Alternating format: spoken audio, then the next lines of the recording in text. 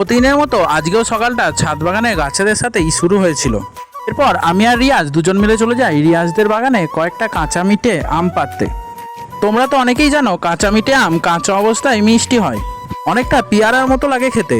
কিনেবাসে এই আম কাঁচা অবস্থায় বিক্রিও করা হয়। তো আমরা যেহেতু গ্রামে থাকি, আমাদের এখানে সব রকমই পাওয়া যায়। বেশ কয়েকটি কাঁচা মিঠে আম রিয়াজ আমাকে পেড়ে দেয়, আর সেই সমস্ত আমগুলি ক্যারিতে পুরে আমি চলে আসি বাড়ি। বাড়ি এসেই চান টান করে ফ্রেশ হয়ে দুপুরের মধ্যাহ্ন ভোজন সেরে নিই। পর বিকেল হতেই যাচ্ছিলাম পড়াতে। আজকে রাতে আমাদের এইখানেই একটি কালী পুজো বাড়িতে আমাদের সকলের নেমন্তন্ন ছিল। এই দেখি একটা ব্যাচের তখন খাওয়া দাওয়া চলছে। এই ব্যাচের খাওয়া দাওয়া শেষে আমি একটা জায়গা দেখে বসে পড়ি। প্রথমে দিয়ে দেয় কুচো ফল, তারপর দিয়ে দেয় পোলাও, ও তারপরে দিয়ে দেয় খিচুড়ি ও চিপস। এই সমস্ত খাওয়ার পর দিয়ে দেয় ভাত, ডাল ও তরকারি। শেষে দিয়ে দেয় চাটনি, পায়েস ও বোঁদে।